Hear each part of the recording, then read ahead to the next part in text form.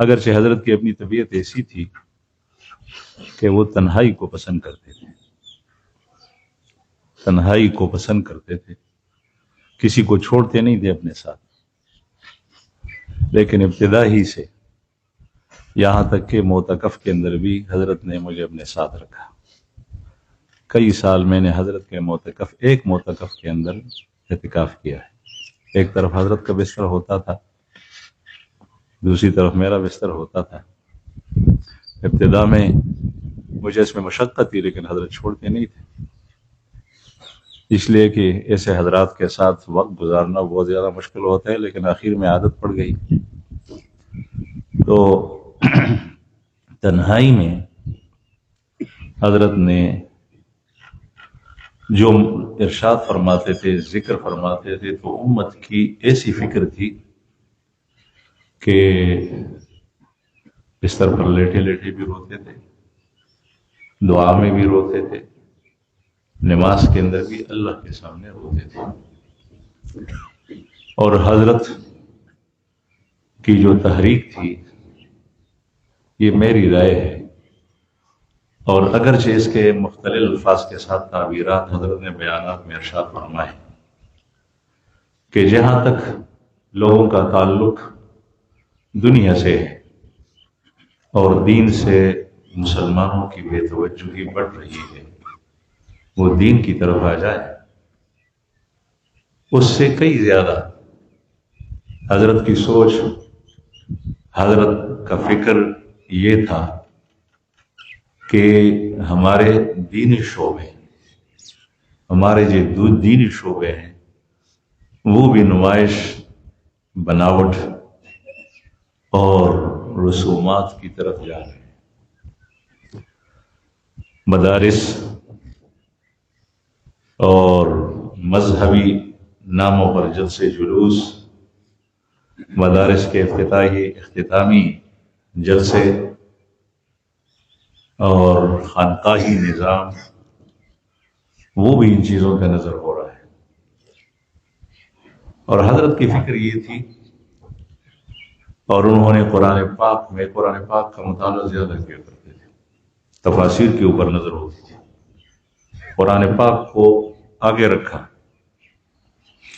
جس طرح ہمارے امام حنیفہ رحمہ اللہ کے بارے میں ہم نے اپنے اساتذہ سے، میں چونکہ طالب علم ہوں، سنا، بارہا سنا، ان کی کتابوں کے اندر دیکھا کہ امام صاحب ارشاد فرماتے تھے، الاول نحن ناخذ بکتاب اللہ فإن لم نجد فبسنت رسول اللہ۔ یا قرآن پاک میں اجمال ہے، اس کی تفصیل ہم پھر رسول اللہ صلی اللہ علیہ وسلم کی احادیث کی شرح میں کرتے ہیں، پہلی مرتبہ قرآن کو دیکھتے ہیں۔ تو حضرت کی نظر قرآن پاک پہ زیادہ ہوتی تھی، اس وجہ سے حضرت نے یہ بات محسوس کیا تھا، اور یہ آپ حضرات کے علم میں بھی ہے، اور یہ بات کھلی ہوئی ہے کہ اللہ جل شانہ کی مدد ایک مسلمان فرد، شخص اور جماعت اور پوری امت مسلمہ کے ساتھ اس وقت اللہ کی مدد ہوتی ہے اور آتی ہے جب کہ حقیقی روح اسلام کا اختیار کیا جائے، یہ شخص اور فرد حقیقت پسند ہو، یہ نمائشی نہ ہو، یہ بناوٹی نہ ہو، اس کا دین کو اختیار کرنا وہ عرف، رواج، رسم کے اوپر نہ چلے، بلکہ جو اللہ جل شانہ نے حقیقت بیان کی ہے اس کی طرف آ جائے۔ اس لیے ہر سطح کے اوپر، اور فرماتے تھے کہ حضرت صوفی اقبال صاحب رحم اللہ نے چونکہ حضرت کو چلایا تھا، تو فرماتے تھے کہ ایک دفعہ میں نے اس کے عرض کیا کہ حضرت یہ جو ہماری خانقاہیں ہیں، ان کے اوپر بھی تو کتاب لکھنی چاہیے۔ تو حضرت نے میری تائید کی، صوفی اقبال صاحب نے کہ ہاں ایسا ہی ہے کہ یہ بھی ٹھیک ہو جائیں، یہ لوگوں کی اصلاح کے لیے، یہ مراکز ہیں اصلاح کی، لیکن خود ان کی اصلاح کی بھی ضرورت ہے۔ یہ جملہ حضرت سے میں نے بارہا سنا۔ تو حضرت کی طبیعت ایسی تھی، اور جو تحریک ہے اسی کی بنیاد اسی سلسلے کے اوپر ہے۔ پھر اس میں 3 چیزیں آپ حضرات کے سامنے آتی ہیں، پورا دین ہو، امت مسلمہ میں اتحاد و اتفاق ہو، اور اتحاد و اتفاق ان بنیادوں کے اوپر ہو جو اصول اور ضابطے رسول اللہ صلی اللہ علیہ وسلم نے ہمیں چھوڑے ہیں، جو قرآن کریم ہمیں بتاتا ہے۔ امت ایک ہو، اور تیسری چیز ہر فرد کا اور جماعت کا تزکیہ ہو چکا ہو، وہ مزکہ اور مجلہ ہو۔ اس لیے تزکیہ نہ ہو تو پھر ان اصولوں کے اندر انسان ایسا راستہ نکالتا ہے کہ پھر چیز وہی ہوتی ہے لیکن اس کی حقیقت بدل جاتی ہے۔ اور یہ ہمارے اکابر کے ملفوظات کے اندر یہ بات جگہ جگہ پائی جاتی ہے۔ حضرت تھانوی رحمہ اللہ جب ان کی زبان سے لوگوں کے مجمع کے سامنے کئی بات نکلتی تو پھر اس پر استغفار فرماتے تھے کہ آیا ایسا ہے یا نہیں ہے، میں نے یہ لفظ جو بولا یہ واقعی حقیقت ہے۔ تو حضرت کی ترتیب یہی تھی۔ پھر حضرت اپنے اوپر اعمال میں، معمولات میں اور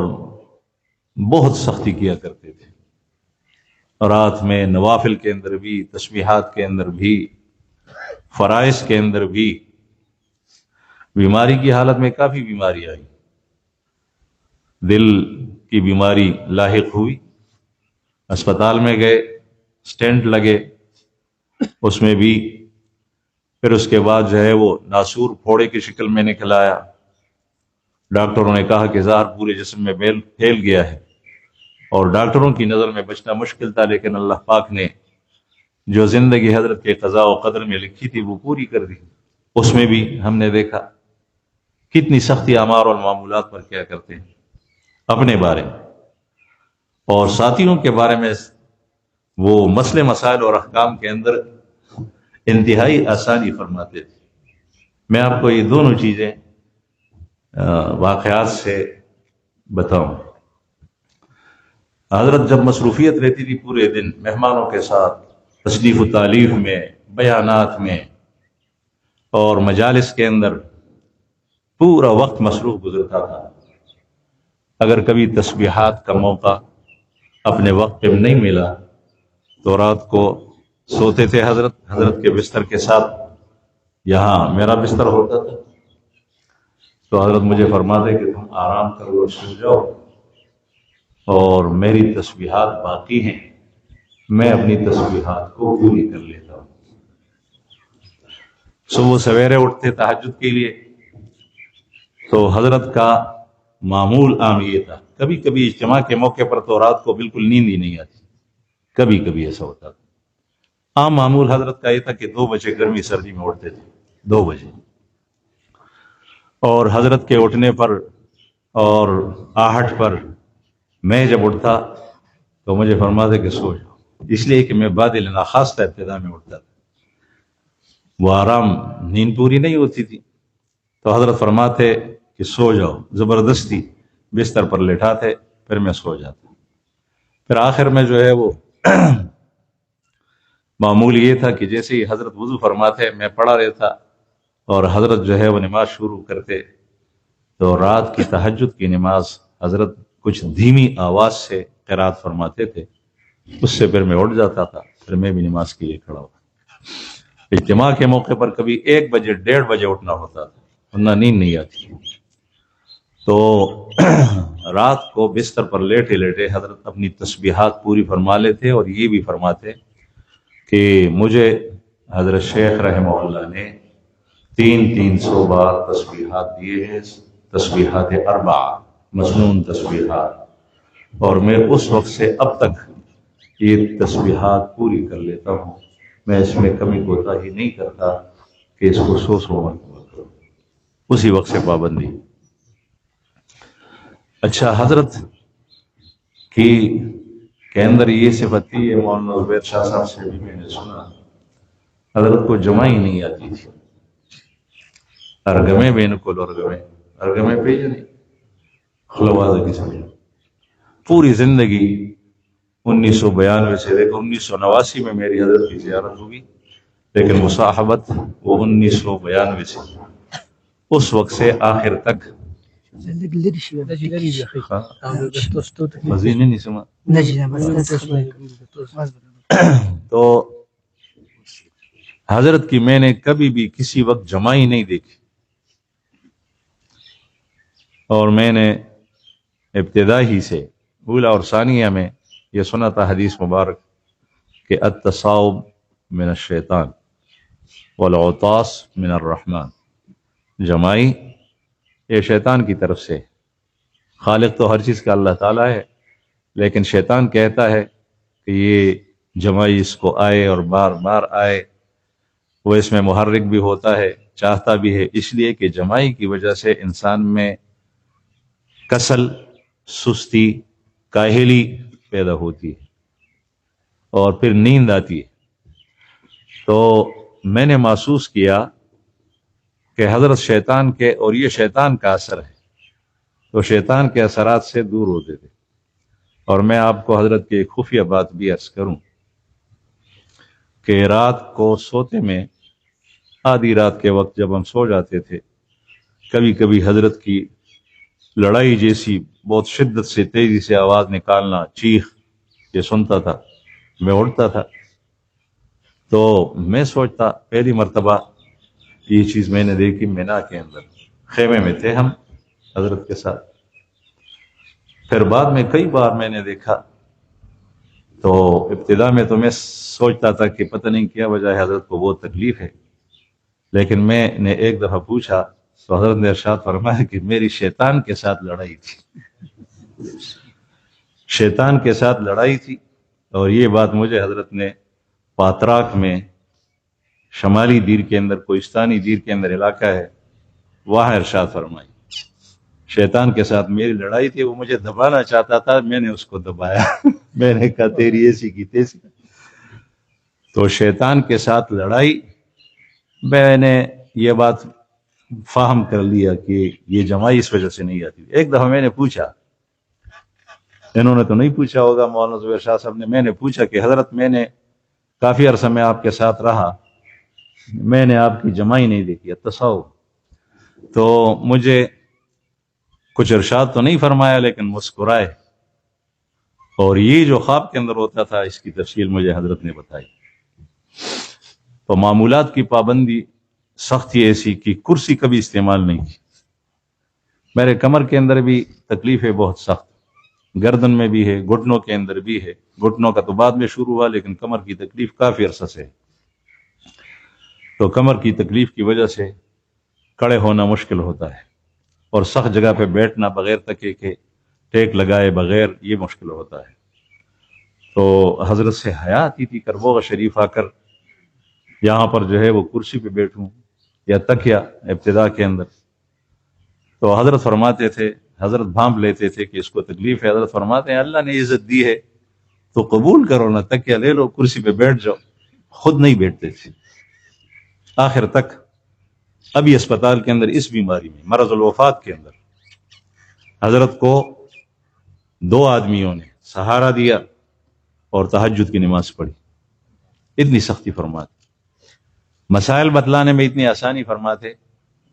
کہ اس کا واقعہ ہے کہ غالباً 2009 یا 2010 کے اندر ہم حج پہ گئے، تو حضرت رحمہ اللہ وہ کسی اور وہ حج گروپ میں گئے، میں دوسرے کے اندر گیا، پھر حضرت نے حج کے وہاں پہنچ کر حرم شریف میں ارشاد فرمایا کہ تم ہمارے ساتھ رہو، تو میں نے عرض کیا کہ حضرت میں آؤں گا لیکن پوری طرح کے ساتھ مشکل ہے، اس لیے کہ وہ لوگ وہاں کچھ پوچھتے ہیں، ان کی کچھ تمنائیں ہوتی ہیں کہ ہمیں یہ دکھاؤ، یہ کرو، ہمیں صحیح طریقہ وہ بتاؤ، پھر وہ ناراض ہو جائیں گے جو حاجی ہیں۔ تو بہرحال حضرت کے ساتھ رہا، اور خصوصاً اس حج کے اندر پورا حج ادا کرنے میں، یعنی مینا، عرفات، مزدلفہ اور یہ جمرات، رمی، اس میں حضرت کے ساتھ، تو حضرت کی عادت تھی کہ قریب کوئی ہو تو حضرت قضاء حاجت اپنی ضرورت کے لیے لوگوں کے قریب نہیں بیٹھتے تھے، وہ بیت الخلاء اور غسل خانہ جس کے باہر لوگ کھڑے ہوں اس کو نہیں استعمال کرتے تھے۔ حالانکہ حج کے موقع پر ایک ایک بیت الخلاء میں کے سامنے کبھی کبھی 35 آدمیوں کی لائن لگی ہوئی ہوتی تھی،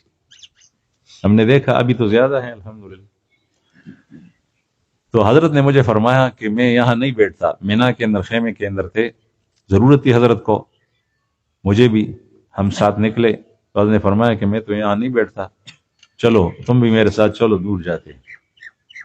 تو مینا میں پاکستانیوں کے خیمے ویسے بھی سب سے آخر میں ہوتے ہیں، وہ کبری فیصل ہے یا کون سی پل ہے اس کو کہتے ہیں، اس کے ساتھ ہی ہمارے خیمے تھے۔ وہاں ایک پہاڑ تھا الٹے ہاتھ پہ ہمارے، تو حضرت مجھے لے کر گئے، کہتے ہیں میں نے ایسی بیت الخلائیں دیکھی ہیں جہاں پر کوئی نہیں جاتا،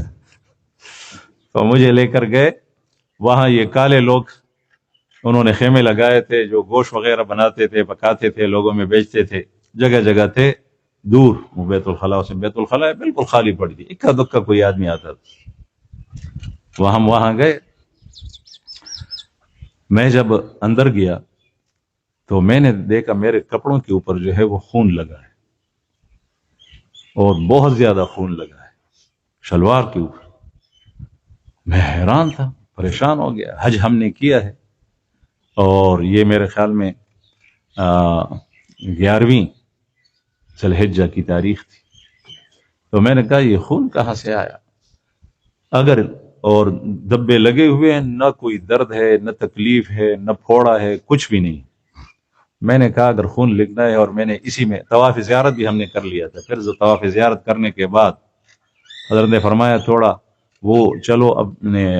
کمروں میں، پھر وہاں ضرورت کی چیزیں لے کر پھر مینا چلتے ہیں۔ پھر مینا جب آیا تو پھر صبح یہ چیز دیکھی 11ویں ذی الحجہ کو، اور خون کافی تھا۔ میں سوچ رہا تھا کہ کہیں میں قربانی کا گوشت بھی ہم ساتھ لے کر گئے تھے پکانے کے لیے۔ حضرت نے فرمایا ساتھیوں کو کہ اس کو پکاؤ، اس کے اوپر بیٹا ہوں، یا میں کسی دوسری جگہ جو ہے وہ انتظار کر رہا تھا گاڑی کا، وہاں بیٹا ہوں، نیچے خون تھا اس لیے کہ قربانی ہوئی تھی۔ تو یہ پریشان تھا۔ میں نے کہا لیکن کسی جگہ میں نے ایسا نہیں دیکھا کہ میں کسی جگہ گوشت پر یا خون پر بیٹھا ہوں، تو مجھے یہ خدشہ تھا۔ پھر بعد میں مجھے پتہ چلا کہ یہاں یہ چلنے پھرنے سے وہاں حج کے اندر جو ہے وہ کچھ دانے نکل آتے ہیں، تو چلنے پھرنے اور حرکت کرنے سے درد کچھ بھی نہیں ہوتا تھا، وہ دانے پھٹ گئے تھے چھوٹے چھوٹے، اس کا خون مجھے پتہ چلا۔ میں نے پھر پریشان ہوا، اس میں نے طواف زیارت کیا ہے، پتہ نہیں میرا حج ہوا یا نہیں ہوا۔ حضرت نے فرمایا، میں نے حضرت سے پوچھا کہ حضرت مسئلہ یوں ہے،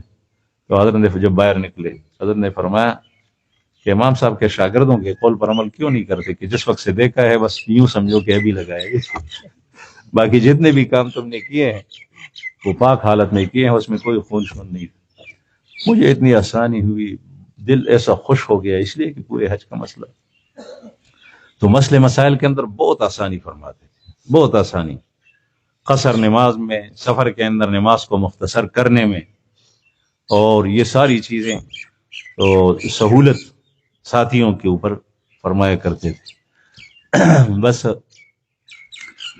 حضرت تو گئے۔ اب یہ جو میں نے بات ارشاد فرمائی کہ رسومات سے، نمائش سے، بناوٹ سے حضرت بہت دور تھے، اور ان کی یہ پوری زندگی یہی بات رہی، یہی سوچ رہی۔ اب جب دنیا سے تشریف لے گئے ہیں تو اب بھی وہ اپنے ساتھیوں سے یہی چاہتے ہوں گے، ان کی روح، کہ وہ ان چیزوں سے دور رہے۔ اس لیے آپ حضرات سے اور اپنے آپ کو بھی میں یہ کہہ رہا ہوں، آپ حضرات سے بھی عرض ہے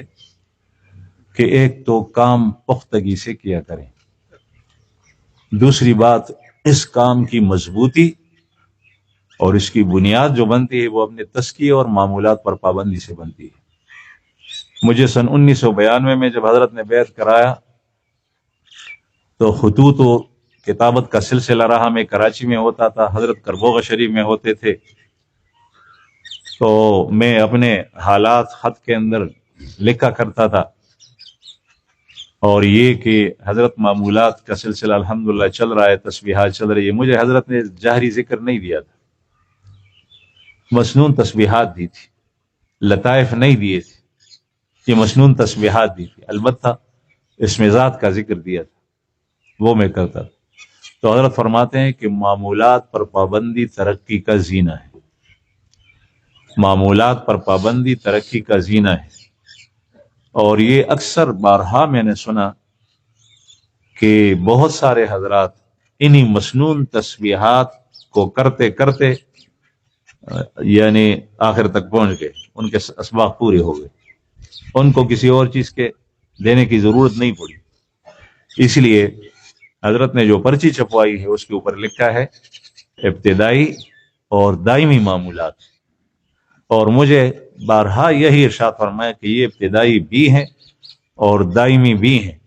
یعنی آدمی کو اگر اجازت بھی ملے اپنے شیخ کی طرف سے، خلافت بھی ملے، تو وہ ان معمولات کو نہ چھوڑے۔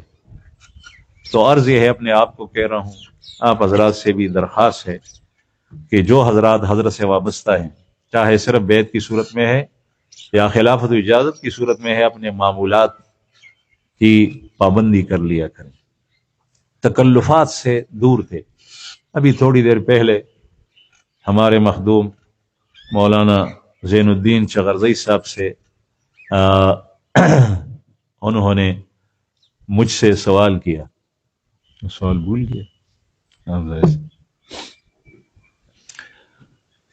تو ہاں کہ حضرت نے آپ کو کوئی خاص، حضرت کے اندر آپ نے کیا چیز دیکھی کہ آپ نے تعلق اپنا بیت کا حضرت سے جوڑ دیا، یہ سوال کیا۔ میں نے اس سے عرض کیا کہ میں بہت سارے مشائخ سے ملا، اور بہت سارے مشائخ سے ملنے کی وجہ میرا خود جانا نہیں تھا، میں بہت کمزور بیکار آدمی ہوں، بلکہ میں بنوری ٹاؤن میں پڑھتا تھا، اور بنوری ٹاؤن کے اندر حضرت مولانا بنوری رحمہ اللہ کے تعلق کی بنیاد پر اور ان کے اخلاص کی بنیاد پر اور ان کی فیض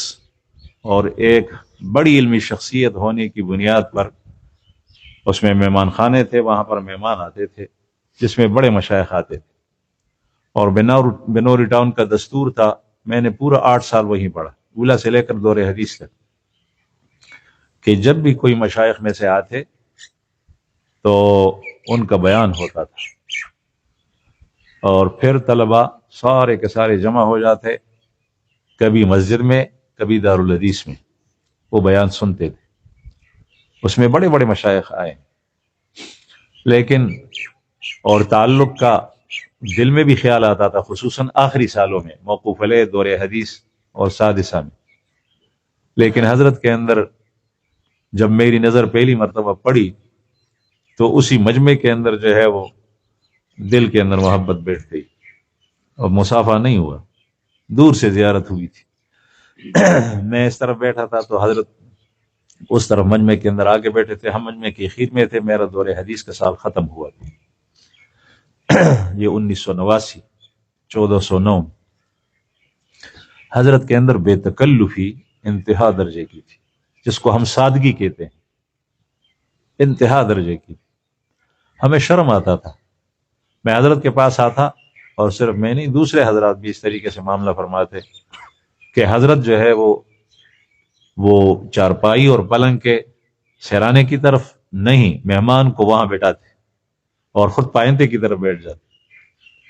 جو 2 آدمی آتا تو اس کو پتہ نہیں چلتا تھا کہ اس میں پیر کون سا ہے، مرید کون سا ہے، اتنی سادگی اور بے تکلفی تھی۔ یہ سادگی اور بے تکلفی ہر چیز کے اندر رہی، لیکن اسی بے تکلفی اور سادگی کے اندر اگر کبھی بھی کان میں حق کے خلاف یا اعتدال کے خلاف کوئی بات کان میں پڑتی تو فوراً ہی اس پر نکیر فرماتے، چاہے وہ کسی کے ساتھ گفتگو کے دوران کیوں نہ نکلتی۔ گفتگو، ایک بہت بڑے عالم بات فرما رہے تھے، تیسرا میں بیٹھا تھا حضرت کے ساتھ پشاور میں دارالایمان میں، اپنے کمرے کے اندر تھے حضرت، تو کوئی بات چل رہی تھی تو مولانا صاحب ان کے والد صاحب بھی بڑے عالم ہیں، وہ روحی مفتی اور عالم ہیں، وہ ابھی زندہ ہے، ان کے والد صاحب کا انتقال ہو گیا ہے. انہوں نے بات کی کسی شخص کے بارے میں کہ میں نے اسے کہا کہ ابھی تیری بزرگی کا پتہ چلے گا. جس کے بارے میں بات کر رہے تھے تو انہوں نے آخری عمر میں شادی کی تھی،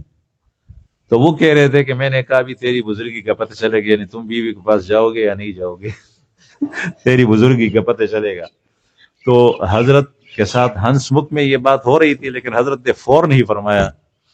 کہ کیا نکاح کرنا بڑھاپے کے اندر یہ بزرگی کے خلاف ہے؟ حضرت نے خود ایسا نہیں کیا، اور ساتھیوں کی بیویوں پر رحم کھاتے ہوئے بہت سارے ساتھیوں کو اجازت بھی نہیں دوسرے شادی کی. لیکن یہ ایک بات تھی کہ اس کا بزرگی اور غیر بزرگی سے کیا تعلق ہے کہ آدمی بیوی کے پاس جائے، بیوی کے پاس رہے، شادی کرے وغیرہ وغیرہ. تو ان چیزوں سے دور تھے. آخر میں یہ بات عرض کروں کہ اس وقت الحمدللہ کام چل رہا ہے، مرکز میں بھی چل رہا ہے، اور اللہ تعالیٰ انشاءاللہ ان سے میری امید ہے اس سے اور بھی بڑھائے گا، مزید ترقی عطا فرمائے گا. کام ہمارا یہی ہے کہ امت ایک ہو اور ہم سب نیک بن جائے، اللہ کو پسند آ جائے. اور اس کے اصول ہیں، اس کے پیچھے ایک پورا دستور ہے جس کے اصول خود حضرت نے مرتب کیے ہیں اور وہ موجود ہے باقاعدہ. انہی اصول کے اوپر کام ہو رہا ہے. جماعتیں بنتی ہیں لیکن اس کے پیچھے اصول نہیں ہوتے. حضرت مجھے بارہا یہ ارشاد فرمایا کہ وہ تحریک نہیں ہوتی جس کے کوئی دستور نہ ہو، جس کے پیچھے کوئی اصول اور ضابطے نہ ہو. جماعت بنی ہے، کام کر رہے ہیں لوگ، ان سے پوچھا جائے کہ کس بنیاد پر آپ کے وہ ضابطے کیا ہیں، کس بنیاد پر آپ کام کر رہے ہیں. کسی پاس کچھ ہوتا نہیں ہے، بس نعرے ہیں، لگتے ہیں. تو یہ سارے کے سارے ضابطے اور اصول الحمدللہ وہ ہیں، مشورے سے کام ہو رہا ہے. حضرت مفتی زبیر شاہ صاحب کے اس میں حضرت کے دنیا سے رخصت ہونے کے بعد یہی بات تھی کہ کس طریقے سے، اور اب پہلے ہمارے حضرت تھے، وہ کوئی ایسا ہو جس کی طرف ہم رجوع کریں، جس کے پاس جائیں، ہم جس سے بیٹھیں، جس کے ایما پر جو ہے وہ کام کریں، جس سے مشورہ لیں. تو مشورے کے اندر بڑے بڑے علماء کرام اور مشائخ حضرت کے مجازین، خاص کا قسم کے لوگ جس سے حضرت میں مشورہ لیا کرتے تھے، اس میں یہ بات آئی. اگرچہ مفتی زبیر شاہ صاحب اس بات کو قبول نہیں کرتے، لیکن میں یہ بات اس لیے عرض کرتا ہوں کہ یہ رسمی طور پہ نہیں ہوا جس طریقے سے خانقاہوں میں پیروں کے ہاں یہ چیز ہوتی کہ اس کا بیٹا اس کے اوپر پگڑی رکھتے ہیں، سر کے اوپر سجادہ نشین ہوتا ہے. یہ اس طریقے سے بات نہیں ہے، بلکہ حضرت کے حیات میں کافی عرصے سے یہ میری بات آ رہی تھی کہ خدا نخواستہ بات ڈالی جاتی تھی زبردستی. حضرت ہمارے درمیان میں نہ رہیں تو پھر کیا ترتیب بنے گی؟ تو ان کے اوپر میری نظر پڑتی تھی، اور یہ بیٹے ہونے کے ناطے سے نہیں. الحمدللہ میں تعریف کرنا نہیں چاہتا، لیکن صرف خبر دیتا ہوں کہ اللہ تعالیٰ نے جو صفات دیکھی ہے. میں نے پرسوں ساتھیوں سے کہا کہ اگر مجھے حضرت کے خلفاء اور مجازین میں، چونکہ یہ کام حضرت کے کسی خلیفہ اور مجاز نے کرنا ہے، ان کے خلفاء میں سے کوئی مشرق میں ملتا یا مغرب میں، اور ان کے اندر میں یہ چیزیں دیتا، حضرت کا قرب اور یہ اوصاف، تو میں ان کے اوپر انگلی رکھتا کہ یہ شخص حضرت کے بعد ہونا چاہیے. لیکن میری خود تسلی حضرت کے حیات کے اندر بھی دلی تسلی ان کے اوپر تھی، اور اس کے بعد بھی. اور الحمدللہ ان کی سرپرستی میں کہیں یا عمارت میں کہیں، ہمارے اس تحریک کے اندر ایک مسئلہ یہ ہے کہ اس میں القابات، الفاظ، اصطلاحات نہیں ہوتی. اس میں کام کریں گے، یہ چیزیں نہیں ہوتی. وہ ایک شاعر کہتا ہے کہ الفاظ کے پیچوں میں الجھتے نہیں دانا، غواص کو مطلب ہے صدف سے کہ گوہر سے. الفاظ کے پیچوں میں الجھتے نہیں دانا، آج کل یہی مسئلہ بن گیا ہے. تصوف، یہ لفظ تو ہم نے نبی کریم صلی اللہ علیہ وسلم کے زمانے میں نہیں سنا، احادیث کے اندر نہیں آیا، یہ آپ لوگوں نے کہاں سے نکالا؟ بھئی تصوف نام استعمال نہ کرے، تزکیہ کا نام استعمال کرے، احسان کا نام استعمال کرے، اور یہ تزکیہ کا لفظ قرآن پاک میں ہے، احسان کا لفظ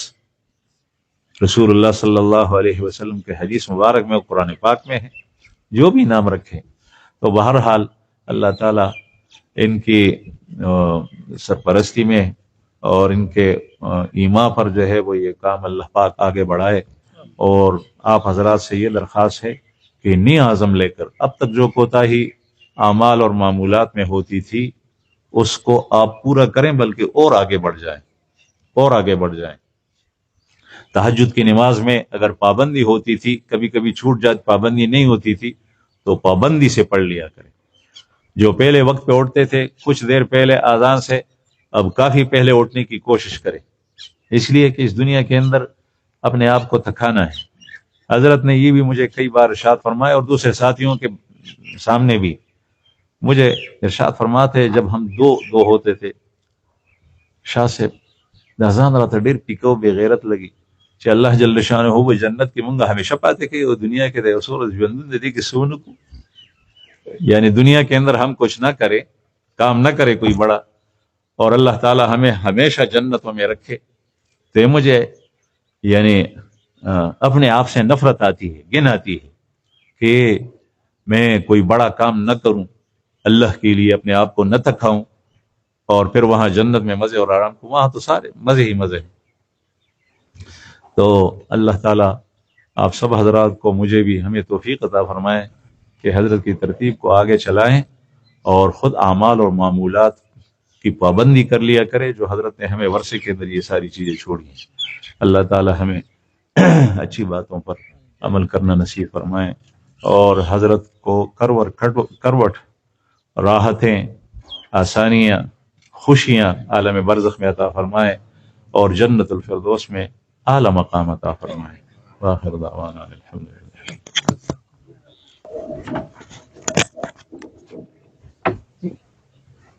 جن حضرات نے کھانا نہیں کھایا تو ہمارے بائیں جانب سامنے مہمان خانہ ہے، وہاں تشریف لے جائیں، کھانا کھائیں،